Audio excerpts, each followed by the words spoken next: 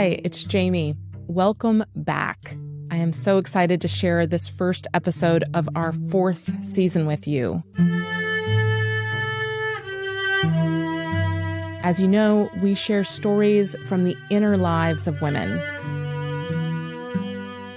Incredible stories about the things that women have felt, thought, believed, and wanted, but almost never took the time to tell themselves, let alone their close friends or lovers. So if you're new to the show, be sure to subscribe and get our new episodes. They come out every Friday. Before we get going with today, I just want to thank our supporters on Patreon. Truly, thank you so much for supporting the show. It costs $3 a month or more, and you can submit ideas for guests, plus get behind-the-scenes extras. That's at patreon.com/ifyouknewme. There's a link in the show notes. Thanks to everyone who has subscribed, rated, and reviewed the show. We definitely read every review that you submit, including a recent one from Becky A., who wrote, "This is an amazing series of personalized stories told from real women about their real journeys.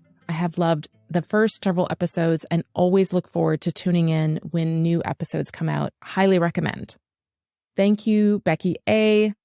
Keep tuning in because we have some absolute stunning stories this season. Okay, now on to the show. Most weeks on If You Knew Me, we walk into the heart and mind of one woman. Our guests can choose to share her real name or to stay anonymous. And other weeks, we offer up interviews with experts on themes that are relevant to women's lives. This week, we hear a story from Red. That's her real name. Well, actually, her real name is Ulrika Nilsson, but she goes by Red. I met Red in New York City about 6 or 7 years ago. I have a very distinct memory of the first time that I saw her. I suspect everyone does, because Red is incredibly tall, slender, and red-headed. She also has a slight Swedish accent when she speaks English. She didn't know me at all, but she came up and greeted me with this beaming smile. And a few months later, I attended an event that she was hosting where she brought a diverse group of women together over a dinner. Every moment that I have been with Red, she has presented as this unbelievably confident, calm woman. And don't get me wrong, I think she is all of that. But what I didn't know is that she has gotten punched in the gut so many times. Her story that I'm sharing with you today is about the choices that Red has made, and really the choices that we can all make when life goes crazy for us, when it all messes up. Like, what do we do when we are handed a pile of poop by life? And then what do we do when we are handed another pile of poop? Well, Red, she has composted that shit.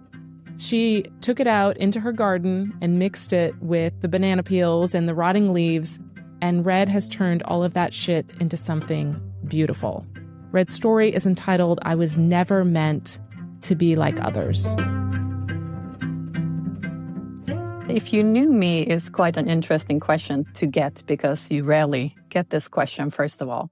If you knew me, I think it would be that I am living with 3 different life-altering invisible diseases, or as I typically call them, blessings, depending on how you see it.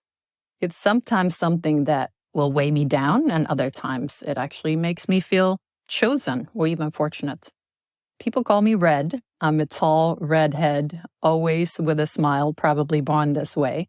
But this makes me different in some of the senses that you're going to hear shortly.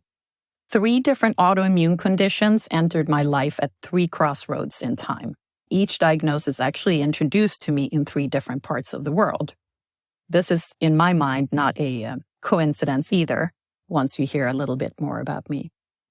This is going to be my debut in talking about this part of my life, unknown to quite a few people. I mean, even close family, some who will not know about this.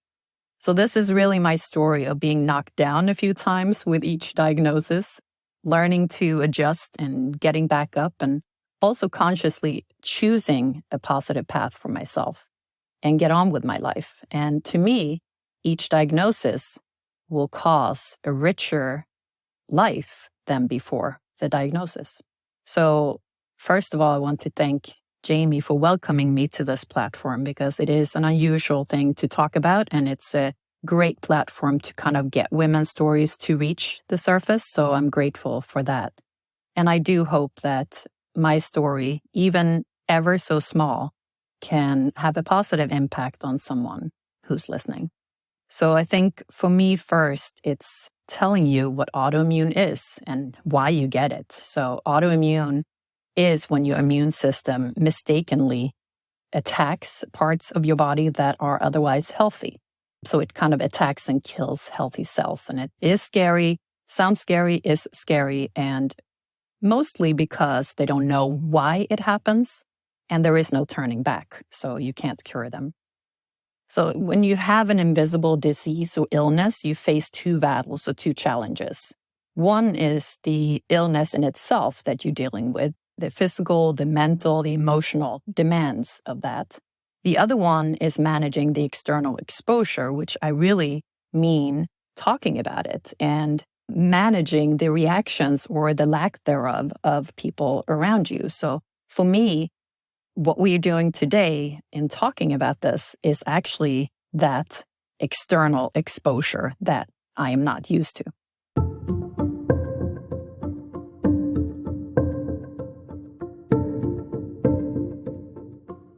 I was 13 in a small, beautiful town in the southern part of Sweden, so close to nature and animals, friends, family, and there was nothing really but love and peace in my life at that moment. I had no worries. So life was rocked a little bit by losing my granddad. It was a shock. It was the first person that really I had lost that was close to me. So it caused in what I think was a deeper shock that I may not have been aware of. Not too long after this incident, I noticed a white spot on my upper leg, maybe the size of a coin or something like this. I went to Mom and I was wondering what this was. I'd never seen this before. I felt like it came there overnight. And I said, Mom, if this gets any bigger, I would die. And this is a teenager talking. She doesn't want to be different. She doesn't want anything to interrupt what she already has and all the differences you're dealing with. So for me, the thought of this one little thing being any bigger would be a disaster for me in my life. So Mom, obviously being very supportive and saying, it's probably just going to stay like this, but we are going for some appointments and see what it is. I was diagnosed with vitiligo. Vitiligo is an autoimmune disease where, again, my body attacks the cells that makes pigmentation. So it resulted in all the pigmentation little by little disappearing. In the meantime, very quickly, this developed. So that little dot all of a sudden became like a little lake. And all of a sudden, behind my knees, there was a little dot there. And now that expanded to a bigger, irregular area. And I remember we were going to, with school, we had these outings where you go swimming in a pool area.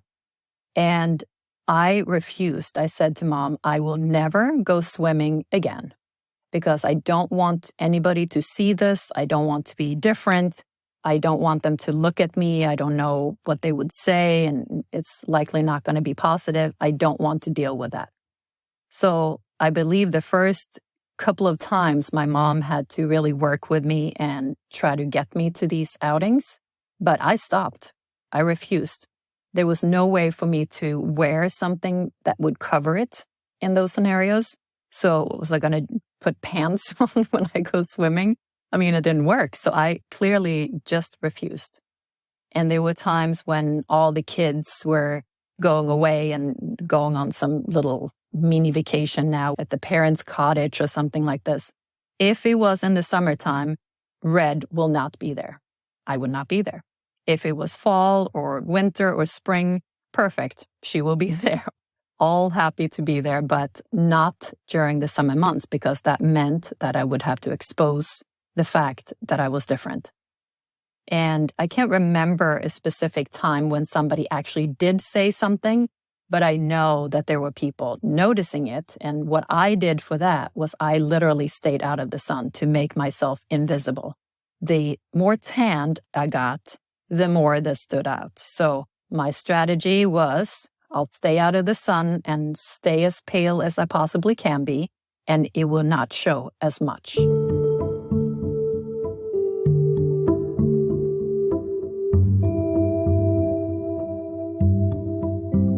I can't remember that time as much, but I'm sure that I felt defeated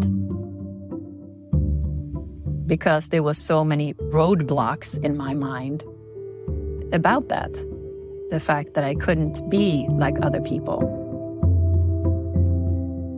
Today, I will give anything not to be like other people. But back then, when you're in your teenage years, you want to be like everyone else. I was not, and I have never been. So for me, later on in life, that kind of made itself clear that I was never meant to be like others. Me being adventurous, impulsive, and on a mission to experience the world, I moved to the US to study, and I started eventually, a few years later, a business.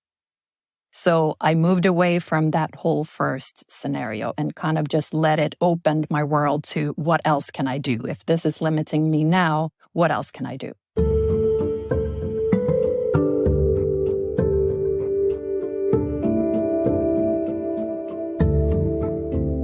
We fast forward a few years, and at age 34, I find myself in Argentina with a guy that I had just met in New York. So we just started dating about 2 or 3 months before we arrived in Argentina.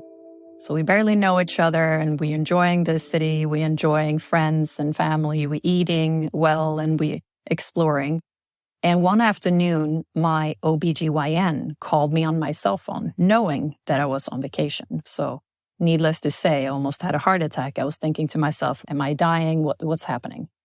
And she said, if you are interested in having children, you have a very small window. You need to start now. You are in pre-menopause, which we later found out was something called POI, premature ovarian insufficiency, which is also linked to autoimmune. So here I am with a guy that I barely know, and I will have to have the conversation with him about if you are interested in being with me and having children, we need to go for that now, as opposed to develop our relationship and, do what most people will do with the path that most of us take. I did have this conversation with Mark at that moment because I figured, why not be honest from the beginning? I just wanted the information out there. And he, as a rock star that he is, he simply said, having a child with you is not going to change any of the feelings that I have for you or the future and the happiness of our future. If a child is in the equation, great. If they're not, that's okay with me. So it took a lot of pressure off of me because an option is taken away or off the table or made very, very small window. So even if you haven't thought of having children before, I was not at that point where I was contemplating having children because to me, it was the relationship first. I wanted to have a relationship and then a child, not the opposite way around. So for me, it kind of took something away from me. So it caused a lot of mental struggle in this scenario, but it also caused a lot of physical struggle because with a diagnosis such as POI, it causes your hormones to go absolutely wild. So it was a roller coaster for both me and my now husband. And this was truly his test that he was a good guy because he weathered all of it.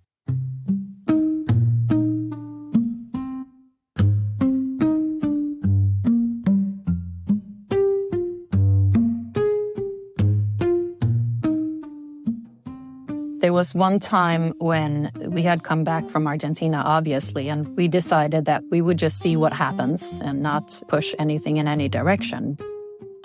slightly, maybe a month or so later, these extreme mood swings would happen. So I remember there was one time where we were all dressed up and we were going to a partner of my husband's wedding. And we were dressed up, we were going to drive there. It would be like an hour drive and everything was great. And during the ride in the car, it was something very small, like I can't remember if we forgot some water and I needed water. It was something very, very small that triggered a complete flip out internally for me in the car. So I started being upset that we didn't have water and we couldn't stop for water. And Mark was trying to calm me down and say, we stop at the first time, we can stop. And it's not very far. Maybe we can make it there. And it literally ended with us having to turn around because I was crying my heart out. We had to turn around and go home and not go to the wedding and let them know that we unfortunately had a last minute scenario that we couldn't now make it. So it caused a lot of frictions in those terms. It had to do with work-related scenarios as well. At this point, I was just starting my business, and with the business comes a lot of pressure. But I could not, at that time, handle a lot of the roller coasters that there are with starting a new business. So a lot of pressures that otherwise would not be pressures became huge animals for me. And I had no way out. I didn't feel like anybody understood me or anybody could help me. And I just looked at myself as if I was looking from the outside in and saying, who is this person? I don't want to be this person and I don't recognize it. I felt like I was with a stranger. It was very dramatic and traumatic for both of us, I believe. And we dealt with this for probably, I want to say maybe 6 to 8 months. Of just a roller coaster in terms of emotionally and physically, because it was something that my body was going through at the time that had to pass.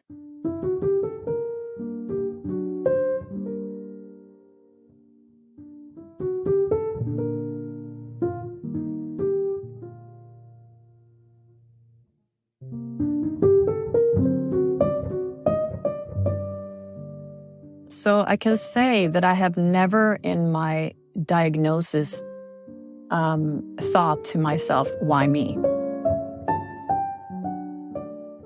It's actually one thing that I never thought. I always asked myself the question, how? More so how, and what's next? I have always been very afraid of the thought of giving birth. So part of this just gave me a thought process of maybe there's another way to have a child. And I remember as young also, I never dreamt about being a mother per se. And many women, they think about motherhood and how it would be. I never had those dreams. What I was thinking earlier on in my life, and maybe because I was fearful of this birth scenario, I have no idea why, I always wanted to make a difference. And this is who I am today as well. I thought to myself, why can't I just adopt a baby that doesn't have a family or opportunities or whatever it may be? So that was my go-to anyways before I was in this situation. So I didn't feel jealousy or anger of that sort. I just more so was looking at how do I solution this? When the option is taking off the table, you immediately want that option because it's no longer there. So initially I was thinking, well, how then can I do this? And how quickly can we do this? And what do we need to do? But it was never anything that became as traumatic as it may have been for someone who had always dreamed about becoming a parent. And what I have noticed later on in life and what I have realized is you can become a parent in so many different ways. It does not have to be a child that's coming from your body. It could be relationships that you build around you as a family. That could be included friends. That could be included nieces and nephews. It could be anything you want. You make up your own family.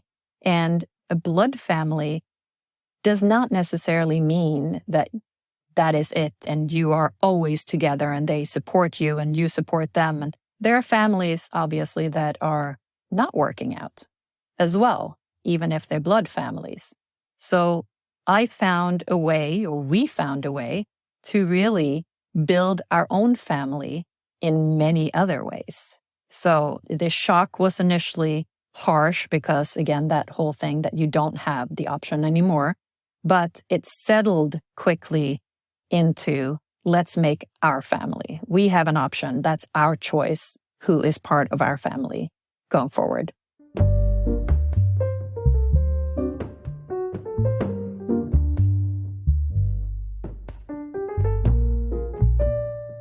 So if we now jump forward to the age of 42, and I'm back in New York, I started feeling a little sluggish. I had started feeling very low energy. My husband had pointed it out about 10 days before the diagnosis that I wasn't myself. I didn't care so much. I was lethargic. I had no energy. What's to the story is that I was extremely fit and very active. So I was doing these military boot camps and like extreme physical training.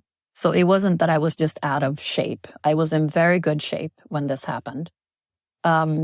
He started noticing all these things that wasn't me. He started to smell a sweeter smell on my breath. And I very quickly, in 10 days, declined. The day before I was taken to the hospital, I had a friend from Sweden who arrived, and she has a newborn baby. It's the first time I see the baby. She's over here, and of course, I'm trying to do everything in my power to entertain and to be a good host, and we're going to cook together. And I remember the day after she had arrived, I said to Mark, he was working on something on the house, and I said, I'm just going to go down to the village with Elizabeth and her son for just a moment, and it's a little bit of a hill. We went down the hill, walking down the hill. We went to a little playground with her son, to the swings, and I said to Elizabeth, I think I have to go and get something to drink. I need orange juice or something. So a little deli around the corner, she picked up her son and we walked over to the deli, which is literally 5 minutes walk from my house. I bought an orange juice and we started walking home, and I had to stop along the way for maybe 3 times to make it up that hill. And the hill is not that steep. And when I came back with Elizabeth to our property and walked up to Mark, Mark just dropped his tools, whatever he was doing, and said, we're going to the hospital right now. I was very confused at that time. I didn't really understand what was happening. And he literally pushed me into the car, and we are very lucky the town where we live, we have 3 big university hospitals. So we are surrounded by medical care.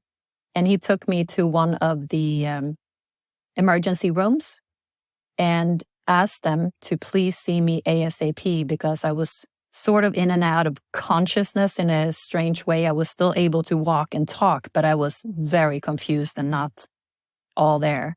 And they just said, we'll take her in. She probably has the flu or something like this. And it took 2 minutes and doctors started running from all directions. And they pushed me into a bed, and I can't remember much from this time. I had been diagnosed, I found a few hours later, with type 1 diabetes, which is another autoimmune disease. And I was at blood sugar level past 800, close to 900. A normal person, when you have eaten, is at 140. So it was at the breaking point of organs starting to fail.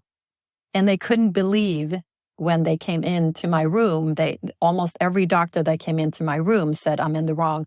They were in the wrong room because there's this tall, skinny, very fit woman sitting or laying in the bed, and they were assuming completely different scenarios, meaning maybe overweight or looking very unhealthy and ill, but I looked the opposite to that. So Mark really saved my life in this moment because the doctors all said this was just about minutes away from not ending so well. And in this scenario, it was another shock to the system because I thought also that I was healthy and feeling good and doing everything right. I was eating well. Everything was good. But you don't have any power over autoimmune. They don't even know where it comes from, right? They may speculate to say that it could be environmental or genetic. But in my case, it's not genetic. I have nobody in my family with any of these conditions. And the scary thing is that once you have one autoimmune, there are often others that follow. And as you see in my start of having a skin immune disease, then to my ovaries, and now to my pancreas, which makes me insulin dependent for life.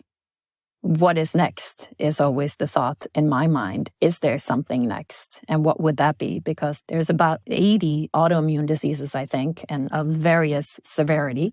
So there's always this underlying fear of what is going to happen to me next.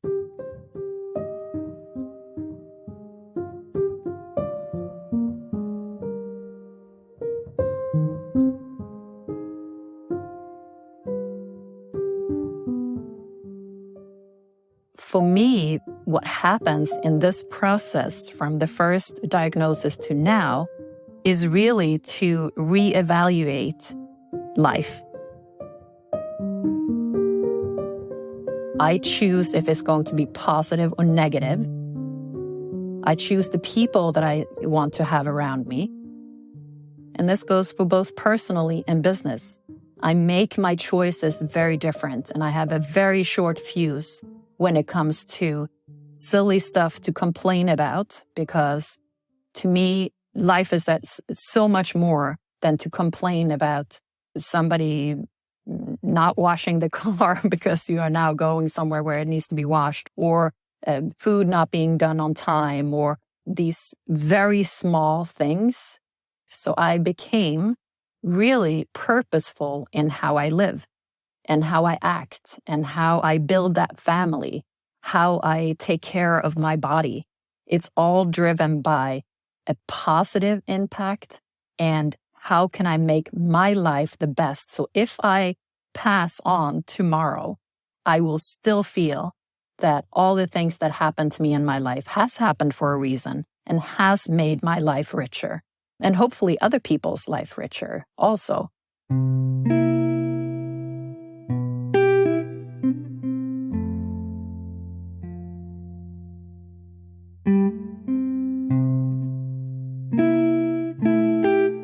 So sometimes it actually hurts that people don't know a lot of things about you, such as what I've shared here today. Even if the reason is that you are the one not telling them. You have no intention maybe of telling people, but it's complicated because if you look at it like this, you nurture a friend through the recovery of a cold, or perhaps a cancer, or a broken leg. To these scenarios, there's like an end to their condition, and sometimes not a great ending of it, but there is an ending. But when you have a diagnosis for life, in my case 3, what do people do? What do you expect from people to do? Do you expect them to nurture you for life and to ask you all the time, how are you feeling? Because they can't see what you are going through, they can't see the internal struggles that you have or the challenges that you face. So it's very common that they forget that you're sick, right? Because they can't see that you are sick. So you are invisible and you are kind of alone with those things, again, other than if you tell people. And you can't, you can, but it's very rare that you keep telling people about something that you feel. You kind of assume that if they see it, they see it. If not, then you're on your own. So that is a piece that is difficult sometimes to deal with, because I look healthy, I look fine, but there could be chaos on the inside.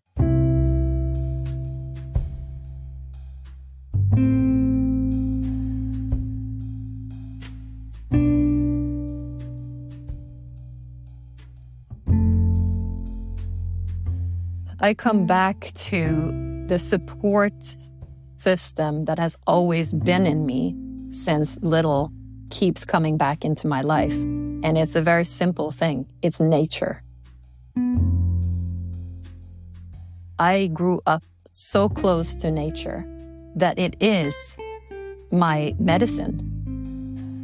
If you put me in nature, I don't care if it's going out to my garden and just lay down on my knees and putting my fingers in the soil and just smelling earth and nature, that is above and beyond my closest family, including my husband, who's extremely supportive, and he also sees the signs of where I am. So I don't have to talk to him. He knows the signs and can come to me and can help me correct what is happening, including my closest family also, my mom and my brother, and before my father also, who recently passed away. Those a physical support system, but earth and nature is just as strong for me and just as important. Without it, I am nothing. I am nothing in this. And I think it would have been the same even without these diagnoses, because constant in my life is the need and desire to be as close to nature as I possibly can.